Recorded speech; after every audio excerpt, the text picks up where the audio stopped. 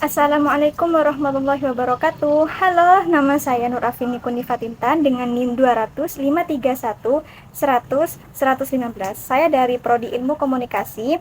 Di sini saya akan memaparkan isi dari hasil proposal saya dengan judul Eksistensi Perusahaan Jasa Makanan GoFood dengan Promosi Artis BTS di Iklan YouTube.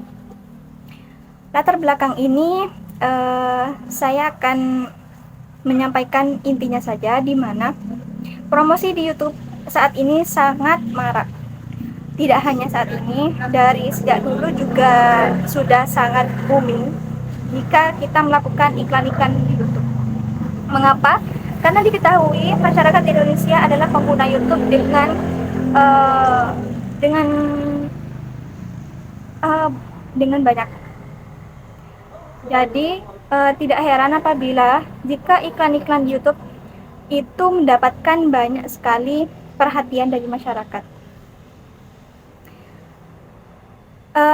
Dari latar belakang ini, saya mendapatkan rumusan masalah, yakni 1. Mengapa media YouTube menjadi sasaran promosi iklan saat ini? Yang kedua, bagaimana dari pihak jasa Gojek maupun GoFood memulai promosinya dengan berkolaborasi bersama artis BTS? Dan yang ketiga, apakah ada keuntungan tersendiri apabila menggunakan brand ambassador yang terpilih? Dengan rumusan masalah tersebut, saya mendapatkan tujuan penelitian, yakni 1. Media YouTube merupakan media yang sangat efektif untuk menyebarkan iklan atau promosi iklan, karena sangat efektif dan mudah untuk diakses oleh semua orang. Yang kedua, memberikan informasi kepada para penggemar idol K-popers, khususnya kepada artis BTS ini, bahwasanya mereka akan menjadi wajah lokal baru dalam brand GoFood. Yang ketiga, memaparkan hasil analisis dari data-data dan juga observasi yang saya lakukan. Metode dalam penelitian ini, saya menggunakan pendekatan deskriptif kualitatif dengan paradigma kritis. Nah, dengan pendekatan ini, saya menggunakan cara observasi atau pengamatan kepada iklan YouTube di YouTube, iklan GoFood di YouTube secara bertahap, sejak teaser iklan sampai iklan tersebut diluncurkan. Kemudian yang kedua ada wawancara bersama dengan informan khusus yang saya pilih, yakni para penggemar artis BTS tersebut, sebagai informan yang tepat untuk menanggapi dan menganalisis iklan tersebut. Kemudian yang ketiga, saya menggunakan analisis dari data-data yang saya dapatkan dari blog, website, maupun dari YouTube sendiri. Dan di website atau di blog tersebut juga banyak masyarakat yang mereview serta menganalisis iklan BTS tersebut di GoFood, dan mengapa, serta banyak sekali pertanyaan-pertanyaan mereka mengapa GoFood mau berkolaborasi dengan mereka, dengan BTS tentunya. Kemudian perspektif teori yang saya gunakan, karena metode saya adalah metode dengan paradigma kritis, maka di sini saya melihat paradigma kritis dengan 3 dimensi. Yang pertama, dimensi ontologi, yakni dimensi ini melihat bagaimana menilai realitas yang tidak dapat diterima secara langsung oleh masyarakat, karena ontologi itu melihat realitas itu dari sejarah.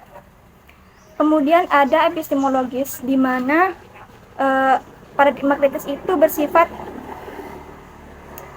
subjektif, yang mana nilai-nilai dari subjek tersebut tercampur dalam hal yang membuat penelitian itu sangat terukur. Kemudian yang ketiga adalah metodologi. Metodologi ini yakni menganut pada sistem dialektikal, di mana melihat dari hubungan antara peneliti dan juga responden yang saling berhubungan atau saling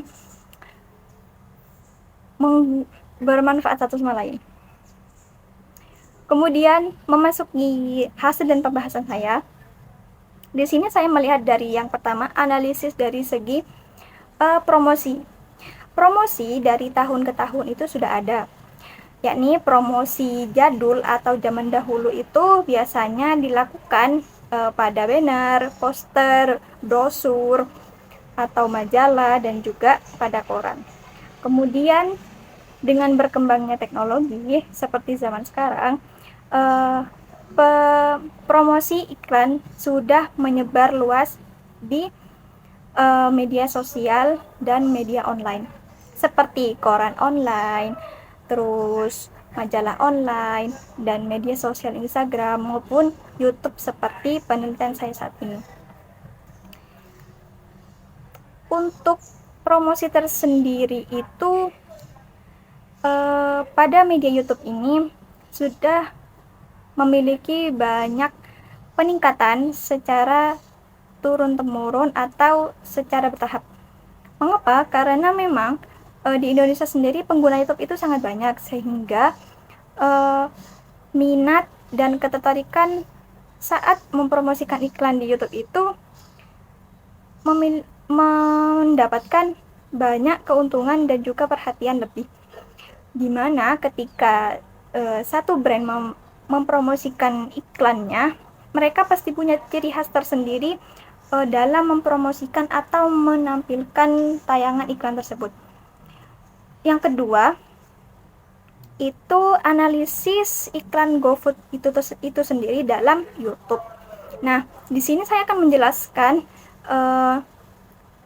dari awal atau teaser iklan tersebut dikeluarkan. Pertama, GoFood hanya memberikan sebuah gambaran kecil kepada masyarakat melewati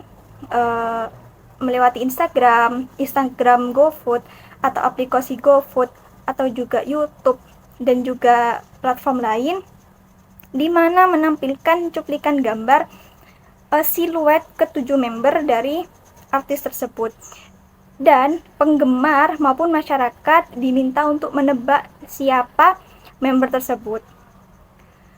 Kemudian setelah beberapa tahap analisis atau pengamatan terhadap iklan, dimunculkanlah teaser kedua yang menampilkan salah satu member menggunakan bahasa Indonesia, di mana mereka waktu cuplikan video seperti memesan sebuah makanan. Nah, di sanalah atau di titik inilah kemudian penggemar dari BTS ini mulai memberikan teori dan juga menyebarkan iklan-iklan tersebut. Mereka sangat antusias dan juga sangat penasaran dengan hasil atau keseluruhan dari iklan tersebut. Kemudian setelah beberapa hari kemudian juga iklan tersebut atau promosi dari brand GoFood tersebut akhirnya muncul dan menampilkan iklan tersebut di YouTube, karena YouTube merupakan media pertama yang menjadikan GoFood mempromosikan iklan bersama BTS. Jadi dengan cepat pula para penggemar dari negara Indonesia maupun negara lain, terutama yang menjadi patokan GoFood yakni Singapura, Indonesia, dan juga Vietnam, kemarin itu menyebarkan banyak berita dan juga promosi dan juga ajakan kepada fandom lain maupun penggemar-penggemar yang lain untuk menyaksikan video iklan yang berdurasi 5 menit tersebut. Walaupun durasinya sangat sedikit, tetapi apabila menggunakan eksistensi dari member-member BTS yang rupanya mereka berakting dengan menggunakan bahasa Indonesia, sehingga disinilah titik keunikan dari iklan tersebut. Para member mengatakan bahwa dengan adanya BTS yang berbahasa Indonesia, iklan tersebut menjadi sangat unik dan sangat digemari oleh para K-popers. Terkadang dari mereka juga ada yang memotong cuplikan tersebut untuk dijadikan sebagai timeline atau berbagai story dari media sosial mereka. Dengan itu secara tidak langsung mereka juga ikut mempromosikan iklan tersebut walaupun hanya dalam story. Nah, kemudian ada analisis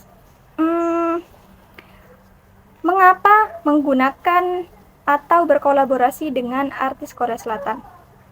Di Indonesia sendiri itu terhitung fandom dan juga penggemar dari aktris atau aktor Korea Selatan itu sangat banyak, sangat luas dan saling berhubungan. Jadi tidak heran pula apabila pasar juga ingin menaikkan nama brand-brand mereka, produk-produk mereka melalui kolaborasi dengan para artis-artis dan aktor-aktor tersebut.